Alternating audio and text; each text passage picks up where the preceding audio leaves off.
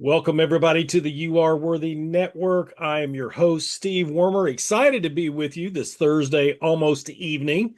I'm just excited to introduce you to my new friend and incredible guest, Katie. But before I do, this is a great time for me to remind you because a lot of you know me as Pastor Steve. A lot of you now know me as podcast host Steve. But did you know I'm a keynote speaker? Did you know that I'm also a mindset coach that loves to help people get unstuck? Matter of fact, so much so that I love to help you gain momentum from the things that are keeping you stuck to the dreams deep down in your heart that you want to fulfill. I want to help you ignite those dreams again that you've let lay dormant for way too long. One of the many ways that I do that is my friend Christy Days and we do a master class. It's only an hour. It's called Worthy of the Next Step. Aren't you worthy of the next step towards pursuing your dreams? That's what Christy and I help do, is unlock those things keeping you stuck from pursuing those dreams. And the next Worthy of the Next Step masterclass just happens to be scheduled at the end of the month on August 31st at 4 o'clock Central. That's my little spill for today. But thank you for being a part of the You Are Worthy Network.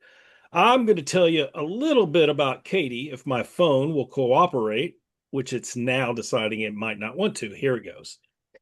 Katie Loxterman, Mrs. Texas America 2026, is using her title and personal story to advocate for girls who are growing up in difficult circumstances. A mentor, a mother of not three, not four, but five, and corporate professional, Loxterman's work centers on helping girls build confidence, communication skills, and access to opportunity. Tools, she says, can change the direction of a life. Loxterman was once told she would never amount to anything. At 8 years old, a woman named Mary sponsored her entry into a hometown pageant, giving her an early introduction to public speaking, poise, confidence, and self-worth. Katie said, "Someone saw something in me before I could see it myself." That kind of belief can become a turning point for a child. By age 20, Loxterman was a struggling single mother. She credits the communication and interview skills she developed through pageantry with helping her secure the job that changed her life's trajectory.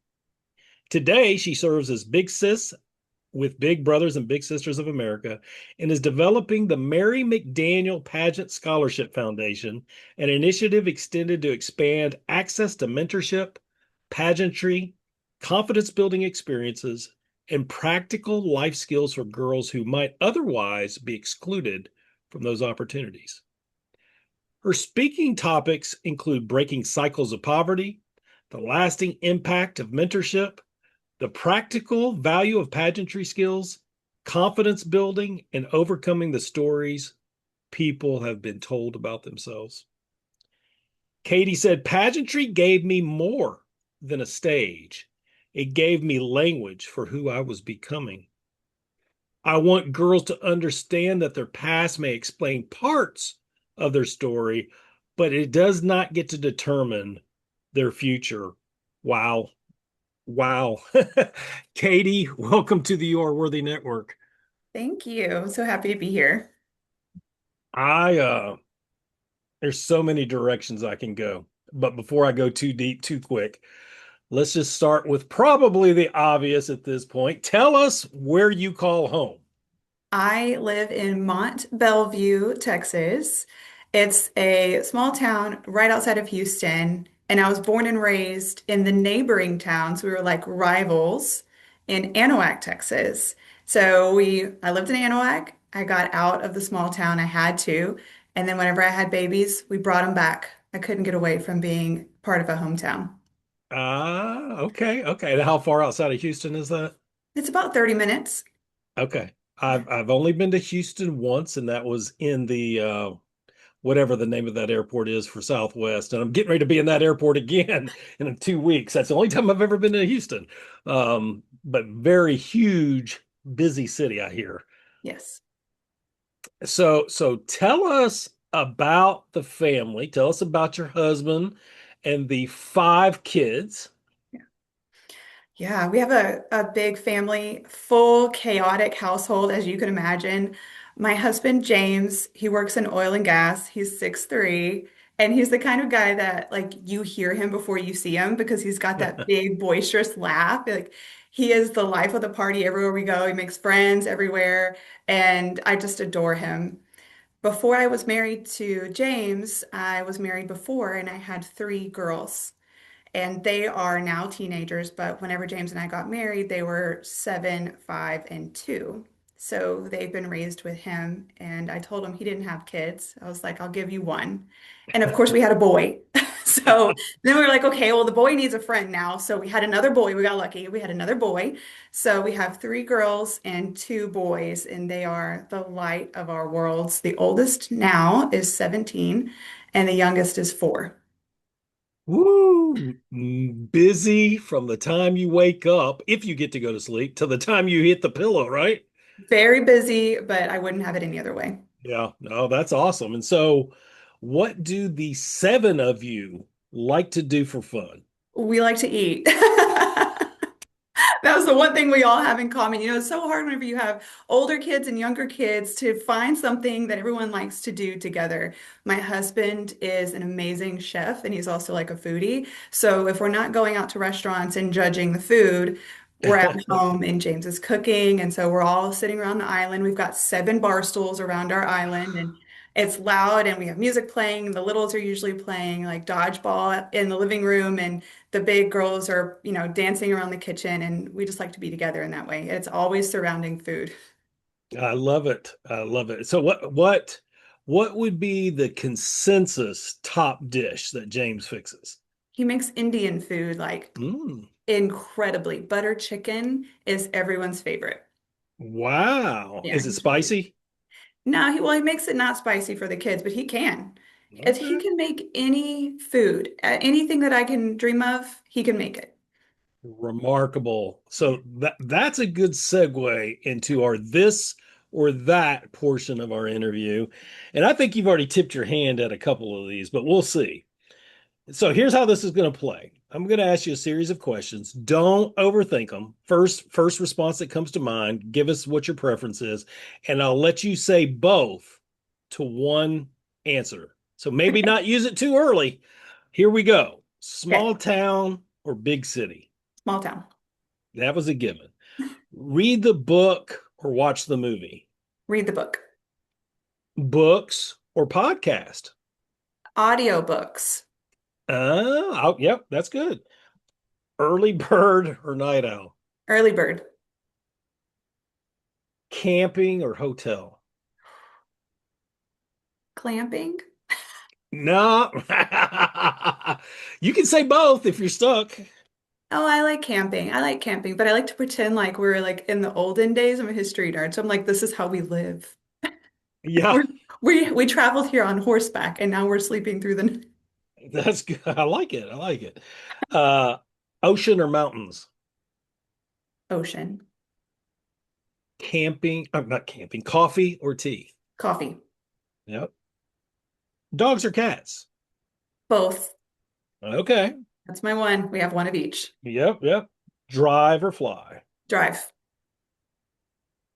Cook or takeout? Cook. If he's Yeah. cooking. Yeah, I was gonna say cover your tracks.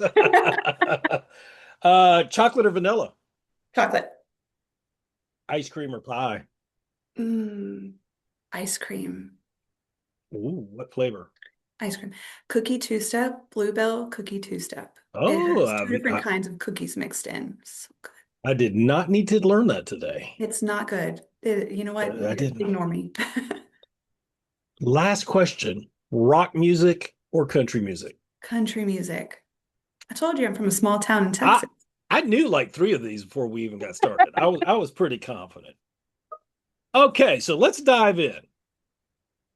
You mentioned somebody that I assume is pretty special to you by the name of Mary. Um, why specifically is Mary a significant person in your life? Tell us the events leading up to you, Mary, and how meeting her changed. Mary is someone that I think we all aspire to be like because she saw a need and she did something about it. And so often we see something and we think, oh, I'll pray for that person, or I really hope somebody helps that person, but not her. She saw that I was 8 years old. She knew me when I was a little girl and I had a spark in me, and then she saw that my spark had gone out. Didn't really have stable ground to stand on. Our mom, I have an older sister, and our mom was not able to care for us anymore, and she left. And so my dad found himself raising two girls, and bless his heart, he did the best he could, but he had no idea what he was doing. And, so Mary saw that we needed a mother figure. And I remember she came to me and she put my face in her hands, and she said, "You are special." You know how a mom says that, and you're like, "All right, mom, yeah, we're special." But she looked me in my eyes and said, "You're special." And I believed her. And I needed to believe her in that moment. And she changed my life. Oh, wow. So let's back up a half a step. So mom left when you were how old? I was 8. And dad's doing the best he can. Yeah. Yeah, he's a shift worker. So he worked in plants at the time, and he's working crazy hours. He's gone before we get up for school in the morning, and he's home and late in the evenings. And so me and my sister found ourselves kind of on our own at a very young age. We were like latchkey kids. And so we just made the best with what we had, and dad did the same. I mean, he's an amazing person and he's an awesome dad. I don't know that I could do any better if I was in his shoes, but we needed a mom. I won't go too far down the road, but where did mom go? Why did she leave? Yeah, she ran into my mom had mental health issues, and she attempted to take her own life. Mm, And so she needed to go and recover from that. So there were many years that she just wasn't part of our life anymore. And she did try to come back around, and it eventually just never worked out to have a relationship with her from our best interests. We had to create that boundary, but she just she just couldn't be there for us. She was struggling with even staying alive herself. yeah, that makes sense. And Mhm. it's just you and the one sister? Me and my big sister. Okay. All right. So here comes Mary, 8 years old. You need a mother figure. Like you said, Mary's not just talking the talk. She's willing to walk the walk and tell you you're special. Tell us some practical things that she did to show you you're special. Yeah, so in my hometown, we have more alligators than people. And every alligator hunting season, there's an opening festival called the Texas Gator Fest. And there has been around since before I was born. And there's a pageant. It was called the Texas Gator Fest Princess Pageant. And every girl who was in third and fourth grade participated in the princess pageant. And I was in third grade. And so Mary pulled me aside and she said, "Do you want to be in the princess pageant?" And I was like, me? I was such a tomboy, I mean, I was being raised by my dad. And she put me in that princess pageant. She took me shopping and we picked out a dress. And I remember coming home from the mall and we were in her Mustang convertible and she put the top down for me and the moon was full and the stars were beautiful. And I just remember thinking, this is life. Like I have someone who believes in me. I got a pretty dress. I get to go, do something exciting. Suddenly started like brushing my hair for school every day and caring about, taking care of myself.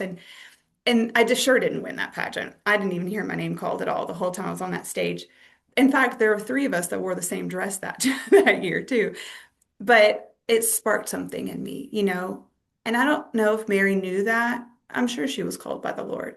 But I believe that God plants our dreams in our hearts before we're even born. and Mary ignited that dream. Wow. So that's amazing.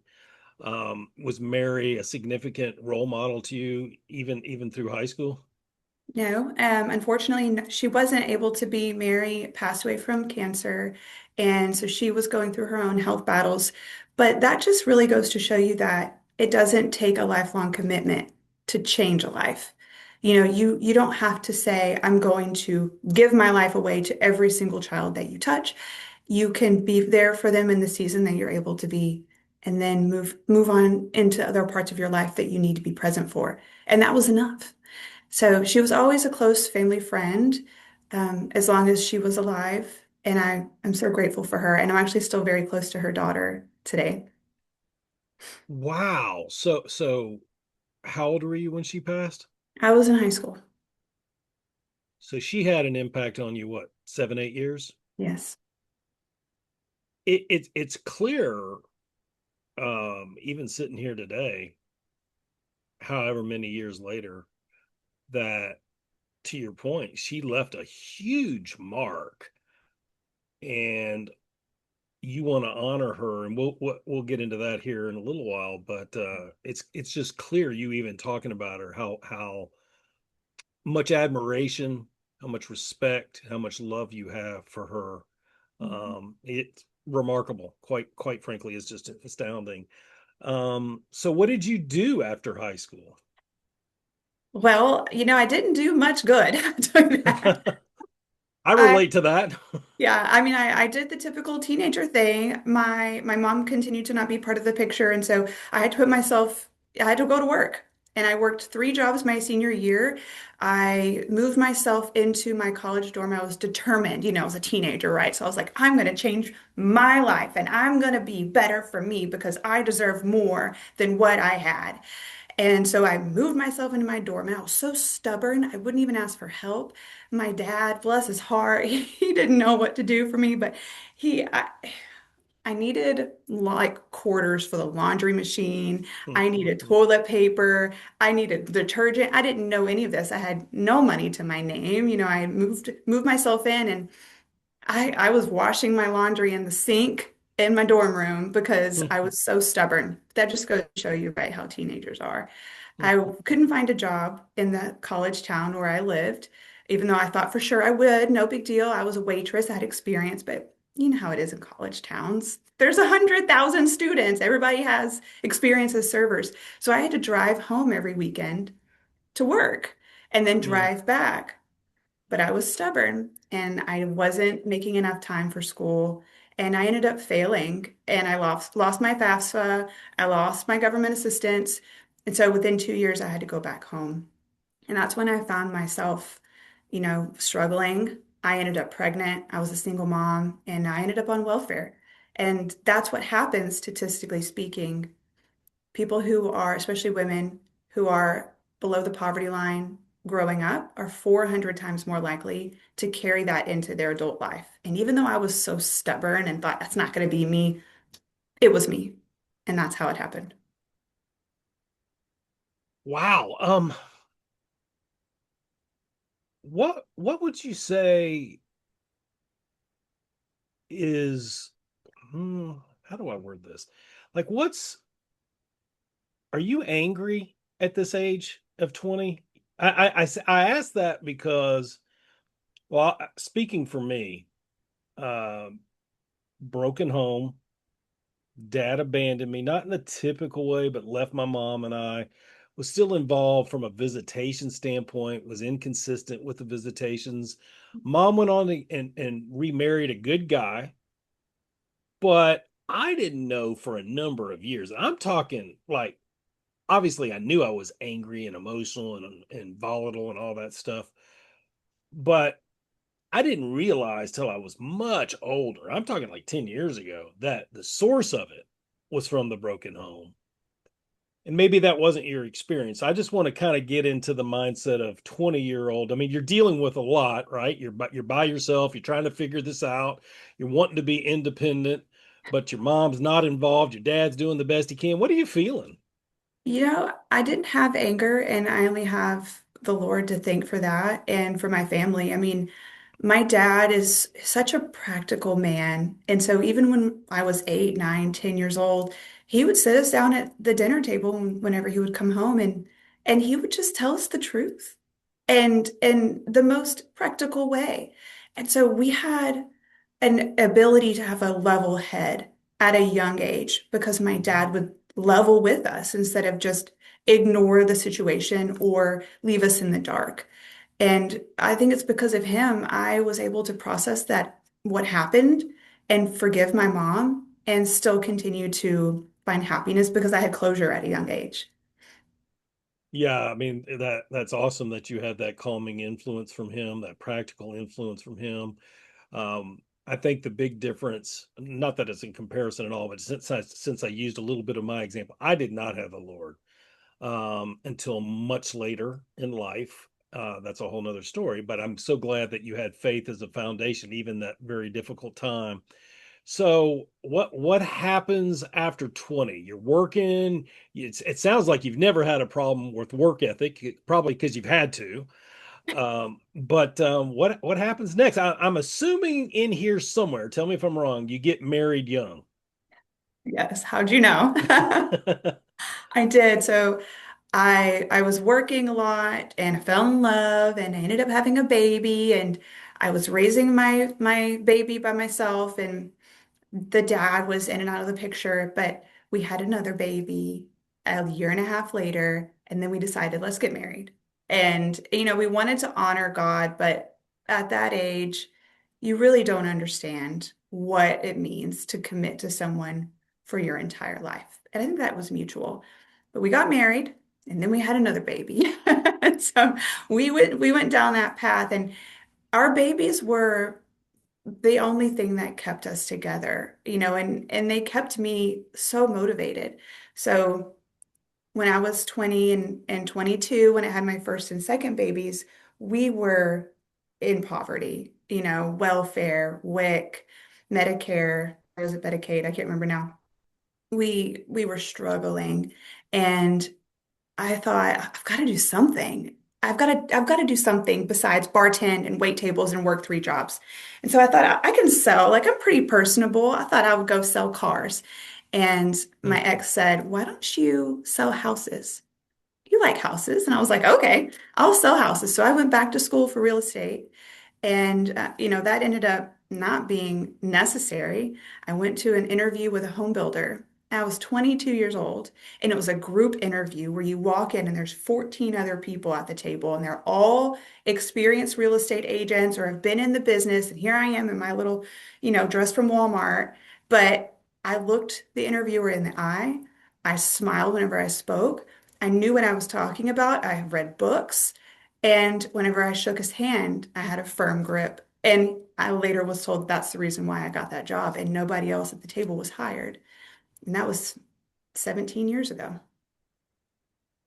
Wow. So you thought you were going to be a realtor, and this was a home builder? So the home builder, so it's slightly different, still real estate industry. Yeah. Yeah, yeah, I ended up working it for a home builder, the model homes.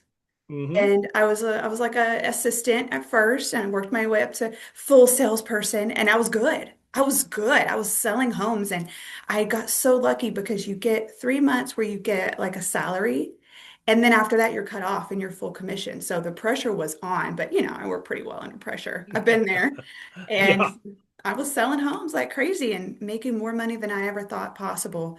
And it was great. I ended up going through for years. I was for 8 years, I did sales and then I was a sales manager. And during COVID, I switched over to the corporate side and now I'm a corporate leader for the home builder. Golly, what a journey. It was Uh, great. And it changed my life all because of that pageant that I was in that taught me to look someone in the eye whenever you speak and slow down and how to have confidence and poise. And my dad taught me how to have a firm handshake. Absolutely. And so what is it specifically you're doing for them now? Well, now I run our listing team. So the home builder is Taylor Morrison. You may or may not have ever heard of us. We're a huge builder, national, but we have about 1,500 home listings at any given point across the country. And I manage the team that does all those listings. Wow, so you're like the trainer for the whole organization? Yeah, I'm the manager over the listing team. There's 10 of us on the team, all remote. It's a great job. I love my career and I feel very fortunate because I work from home now. And so I can Nice. balance everything with the kids and my career and my husband, and it works great. That's awesome. So I'm taking it you met your current husband somewhere in this journey while working with this new company. Yes. Well, not through work, actually. We after I got divorced, we met on one of the dating apps. And whenever you swipe, swipe. So this is like 2016, right? And I thought, that guy looks familiar. I like him. He looks familiar. I couldn't put my finger on it. And he had his work shirt on and it said Locks. And I was like, Locks, Locks, Locks. Locksterman, I know your brother. And you know how guys are. He was like, oh God. And I didn't even know. I knew his brother, but I didn't know his brother had a brother. You know what I mean? Like, how Hmm. rude of him to not introduce me to his brother, his hot brother, for that matter. James says that he remembers me from when I was a bartender back in our hometown and that he always had a crush on me, but he never had the guts to come up and talk to me. But so whenever we matched on the dating app, he thought, oh my gosh, this is that girl. And, the pressure was on for him. But I don't know. I think he's just playing coy. Well, okay. So now we have successful business. We have successful. That's not the word I want. Successful business. Yes. We have a loving, God-centered family unit.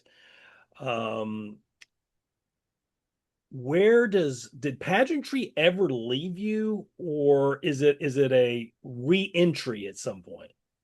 Yeah, it was definitely a reentry. It never left me. I remember when I was like 13, 14, I, internet was different back then. You couldn't just Google things. So I would go and type in web browser email or addresses that I thought might be pageant related.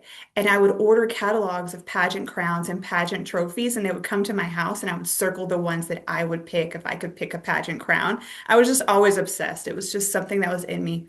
But it's an expensive sport. My parents couldn't afford for me to do it, and it wasn't in my bingo card at the time. Once I started selling all those homes, I was like, I have grown up money now. I'm going to do the thing that I always loved to do. But I was married. And Miss USA, Miss America, you can't be married or have kids. So I thought the dream was over. And then I Googled married pageants for women, and Mrs. Texas came up. And that was 14 years ago now. I've been on this journey competing in Mrs. Pageantry exclusively for married women. So I competed in 2014, 2015, held a title at that time. And then I competed again in 2020 after I got remarried.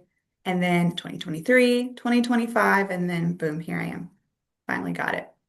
So wait a minute, you were in pageants all of those years since 2014? Yes. Not So every I year. not every year. So there's other pageants, not Yeah. there's I don't know how to describe it. There's different levels, right? Yes. Okay. So, well, you're about to be an expert in the Mrs. I don't Pageant. know about that. If you ever see a girl with a sash on that says Mrs. Pageant, the first question you ask is which system? Which system? uh, Okay, because you've got Miss America, Miss USA, it's what everyone knows. So there are like three big pageants in the married systems. It's back in the day, it was Mrs. United States, Mrs. International, and then the big one they call the Super Bowl was Mrs. America. And that's the elite of the elite. And now there's a few others, and there's a ton out there. There's some with long, drawn out titles, but Mrs. America was the very first pageant for married women. This is actually the 50th anniversary this year. So it's uh, been a long time. And that's why it's just very simple. It's not Mrs. America Royalty, United States Intercontinental. It's just Mrs. America because trademarks, you know. oh yeah. There's a ton of pageants out there, but this one I'm going to compete at Mrs. America and I leave in 3 weeks. Okay, wait a minute. Slow down. I gotta keep up. So give us the three levels again. Mrs. America is the top one. Yes. Mrs. International. There's Mrs. International. There's several of them. There's Mrs. United States, United States of America's. I mean, there's hundreds and hundreds and hundreds of them, but Mrs. Wow. America is top one. And so you've won Mrs. Texas Yes, USA America. 2026. Mrs. Texas. Oh, okay, now it makes sense. Okay. Yes. So now you're going to compete with 49 other women for Yes. Mrs. America. America 2026, and you leave in Yes. 3 months. 3 weeks 3 weeks. Oh my gosh. And where's the pageant held in at? Vegas. Oh my, you're a little giddy. Excited. I mean, it's That's Mrs. awesome. America. That is awesome. So is your whole family going? No, my kids can't go because school starts in between Mm, now and then. So they've got to stay home, but James is coming. I have to be there for 2 weeks, and James will come the last 3 days. So I okay. won't see, I'll be kind of in pageant world by myself in Vegas. I'm kind of excited about it, like a spa day. That's awesome. So, are if you were to win, are you prepared for all the responsibilities and PR that comes with that? I think so. I feel like it's very similar to what I've already been doing, preparing for even Mrs. Texas, the last year, and now being Mrs. Texas and being Mrs. America would be the same thing, just bigger, I think. We'll find Yeah. out. I'm kind of a bite off whatever you want and then figure out how to chew it later type of person. Yeah, I think I know you'll do well, depending, who knows what the result will be, but I know you'll do well. I interviewed Miss America 1982, No, you did not. Who was it? Terry Britt. Wow, She's from Arkansas, that is so cool. little town out of Arkansas. And I remember her telling me, I don't know if we talked about this online or not, but I remember she telling me what won it for her was the articulation of her questions and the personality, the eye contact, the rapport she had with the judges, not all the external things. It was the rapport and the personality and just the way she answered them just as honestly and vulnerably as she could. And that's you. So that's why I think you'll do well. Thanks. Yep, That's so nice. absolutely. So help me with this because I'm probably not going to say it right. My phone's already timed out. You have honored your friend, your mentor, your mother figure, Mary, specifically in doing what? I created the Mary McDaniel Pageant Scholarship Foundation as a way to help other girls who may be interested in competing in pageants or maybe just need that vote of confidence in them so that they can do a pageant without the burden of the expense on their family. And they see it as I get to wear a pretty dress and do something fun, just like I did. But what they're actually gaining is self-confidence, poise, speaking abilities, all the skills that they need to get the job to change their life. How long has that foundation been in place? It's actually very new. And competing for Mrs. Texas, you really have to, any pageant, you have to get down to the root of like, why am I doing this? And so I asked God, why, God, why this? Why a pageant? They cost money, they take time. Why is this the thing that lights me up? And I Mhm. just laid myself down to his purpose. And he was so clear in saying, I did what I did for you, you do for others. And that's whenever it became so clear, I would say in the last year. And it's able to grow. That's my goal because the cool thing about it is it can be in any community. You have to be able to have good relationships with pageant people. So, like an interview coach, like a modeling coach, a dress sponsor, a dress shop, a makeup artist, a photographer, all the people that you need to work with to do a pageant. I'm getting everybody involved. And what we're doing is within the community, we have like a recommendation system. Think like teachers, coaches, church people that would say, I think I've got someone that I think needs this. And so it's submitted to me. I read through the stories. If I have the resources in that area and there's a pageant in the area that doesn't lead to a national pageant, right? I'm not trying to put that pressure of, okay, now you got to go to nationals on a family, but like maybe a hometown pageant like Gator Fest, a little Mhm. festival pageant. Then I pull those resources in. And the key is that no one ever knows. that this girl is being helped by the scholarship because I want the girls to have their dignity intact. I don't want them to be known as, oh, that's the girl, that's the pity party, right? It's she's just showing up and wow, she's showing up. Like she really has prepared for this. She's got people that care about her standing behind her. She has a team. That was what I always wanted, and that's what I got. And it changed my life. And so we have a couple girls so far. I'm actually going to get to go and visit with one right after this and help her practice for her pageant that's coming up. She had to come from out of town, but it just makes me feel so alive inside. And I know that that's Mary and that's God inside of me, keeping that flame going. Such a beautiful honoring way for your friend to be recognized and honored by you. And so when do you have to pick the first one? I already picked. Oh, you already, is this the one you're going to see tonight? Yes, I already That picked.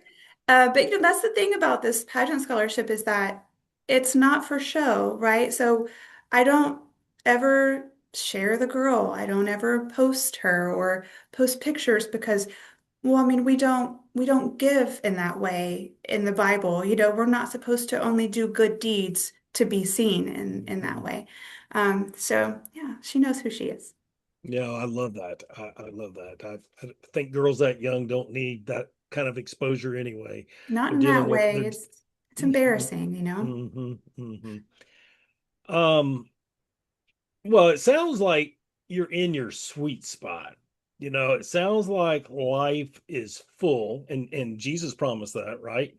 Give you life and life to the full. But I'm sure it's not without its challenges, but it sounds like, you've really hit a sweet spot, happily married, loving having the kids and doing life with them and sitting around the kitchen island, all seven of you, and having your husband's awesome Indian food and you know, you got this exciting new chapter in your life about you've re-engaged pageantry and well for the last 12, 13 years and look what God's doing with it now, with your recognition and could be even more to come here in 3 weeks. You're giving back, you're mentoring this young lady you're going to see tonight. What in the world is next? Wow, what I want to do in the next 3 years. And my heart is open, but I would love to get to move my entire family out to West Texas to be with my sister and my dad. It's 9 hours away from where we are now. My sister has a ranch and it's beautiful. My dad has a cabin on the edge of this, they call it like I guess it's like a cliff, like a plateau. The most beautiful views. He wakes up in the morning and goes out in this backyard and hunts. And I would give anything to be able to be with them in a quiet setting, get up in the morning and drink coffee on my sister's front porch and Mhm, just enjoy the slower life because right now I'm in a season of busy, busy, busy. And I'm mhm. really loving it, but I know that that's what's coming for me next and I'm ready for it whenever it's time. Woo, that sounds very peaceful. I could use some of that scenery too. So good. Tell folks where they can find you and learn more about the incredible work you're doing.